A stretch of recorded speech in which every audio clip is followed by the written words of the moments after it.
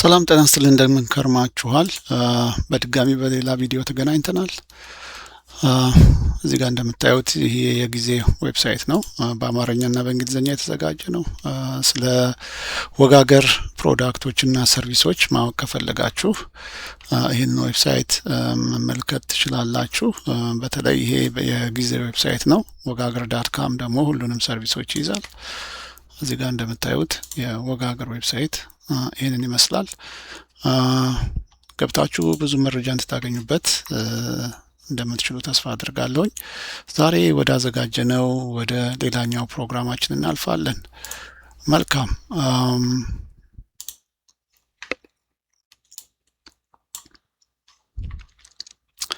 እንግዲህ ዛሬ የምናየው ስለ አይዲ ካርድ በተመለከተ ነው።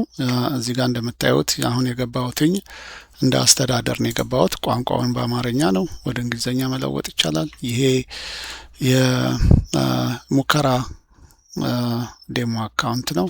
ስለዚህ አንዳንድ የምታዩቸው ኢንፎርሜሽኖች ያው አገልግሎት ላይ የሚውሉ ስላልሆኑ ችግር የላቸውም። ነገር ግን በዚህ ዌብሳይት ላይ ወዚህ አፕሊኬሽን ላይ ብዙ ኢንፎርሜሽኖች ታገኛላችሁ። ወደ አማርኛ ልለውጠውና ስለ አይዲ ካርድን በተመለከተ የካምፓኒ አድሚኒስትሬተር ማየት የሚችለውን ለማየት እንሞክር። እንግዲህ እዚህ ጋር በመጀመሪያ ወደ ሰራተኞች ፖርታል ላይ ስንመጣ ሁሉም ሰራተኞች በዝርዝር ይታያሉ ከነ ብዛታቸው፣ ጠቅላላ ሰራተኞች ብዛት፣ እንዲሁም በስራ ላይ ያሉ፣ በስራ ላይ ያልሆኑ ወይ ደግሞ የወንድና የሴቶችን ቁጥር ሁሉ ለይቶ ፎቶአቸውንም እያንዳንዳቸውን ፕሮፋይል በደንብ የሚታይበት መድረክ ነው።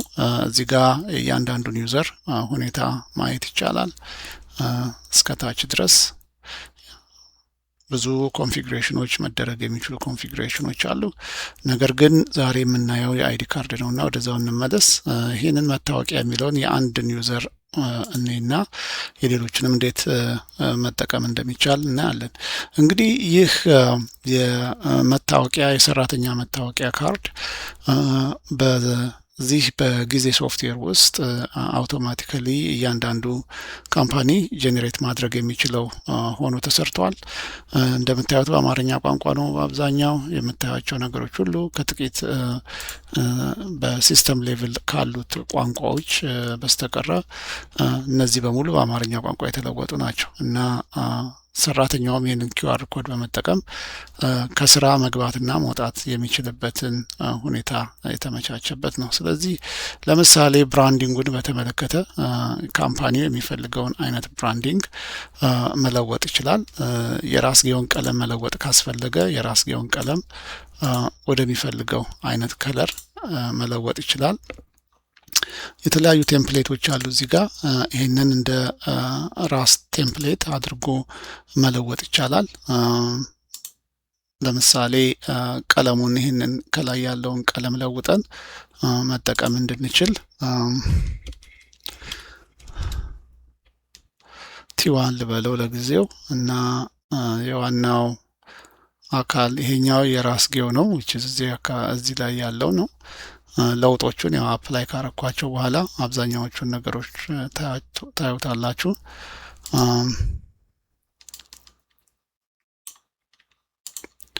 እሺ እዚህ ጋር ይቀመጥ ብዬ ስለው ይቀመጣል ማለት ነው። ይሄ ዲዛይኑም እንደምታዩት የካርዱ ዲዛይን እዚህ ጋር ተለወጠ ማለት ነው። ለወደፊቱም ሴፍ ተደርጎ እዚህ ጋር ተቀምጧል። ቲ1 የምትለዋ ማለት ነች።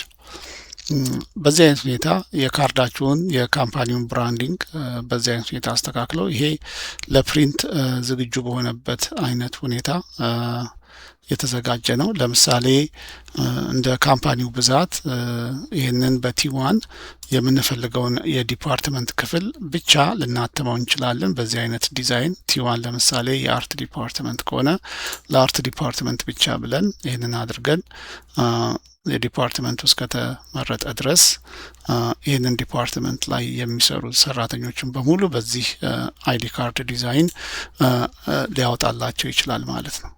በአሁን ሰዓት ያለው አንድ ዩዘር ብቻ ስለሆነ ብዙም አላወጣም። እስኪ ጠቅላላ ሰራተኞቹን እንበልና እዚህ ጋር የተመረጠውም አንድ ጊዜ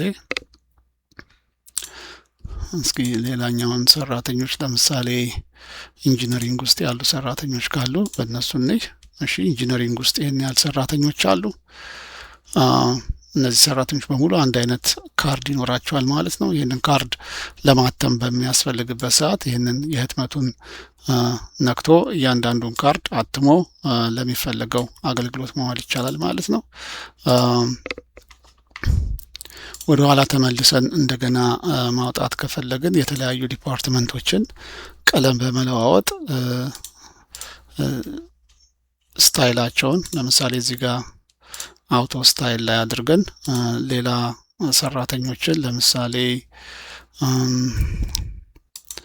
የፋይናንስ ውስጥ ያሉ ኦል ሴሌክትድ ኤምፕሎይስ አድርገን ብናየው ይሄ እንደዚሁ የዛን ዲፓርትመንት ሰራተኞች ብቻ ያወጣል ማለት ነው። ለምሳሌ ዲዛይኑ በቲ1 ነው። ሌላ ለምሳሌ እዚህ ጋር ዲዛይን 2 ብለን እንበለው እና ቀለሙን እንለውጠው። ለምሳሌ ቀለሙን ኦሬንጅ እናድርገው። የባክግራውንዱን ቀለም ወደ ግሪን እንወስደውና ዝም ብለን ሴቭ እናድርገው። ለጊዜው ለሙከራ ነው። እንግዲህ ተለውጧል። እዚህ ጋር ይህንን ዲዛይን 2 በተመለከተ የፋይናንስ አካውንቲንግ ውስጥ ያሉ ጠቅላላ ሰራተኞች በዚህ ካርድ አይዲ ካርድ ማተም ካስፈለገ እነዚህ ሁለቱ ይህንን ይዘው መውጣት ይችላሉ። ህትመቱን በዛ አይነት ሁኔታ መካሄድ ይችላል ማለት ነው። እንግዲህ ይሄ የካርድ ዲዛይን በተለያዩ ብራንዲንጎች ዙሪያ ላይ ማስተካከል የሚፈልግ ድርጅት ሁሉ ማስተካከልና መስራት የሚችልበት የዲዛይንና የምርጫ አይነት የተዘጋጀበት ነው።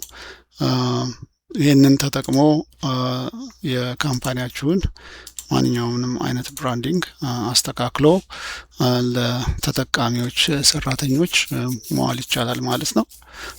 እንግዲህ ይሄ አንድ ጊዜ ከተሰራ በኋላ በተደጋጋሚ ማተም ካስፈለገ ማተም ይቻላል።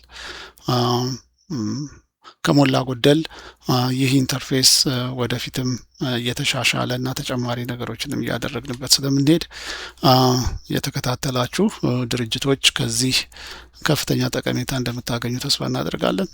በፔፐር ላይ ከታተመ በኋላ ላምኔት ማድረግ ይቻላል። ከዛ በኋላ ሰራተኞች በቀላሉ መግባትና መውጣት የሚችሉበትን አይዲ ካርድ ይኖራቸዋል ማለት ነው። ጥያቄ ካላችሁ የወጋገር ቴክኖሎጂ ስፔሻሊስቶች ሬዲ ናቸው ሊረዷችሁ። ልደውሉልን ትችላላችሁ።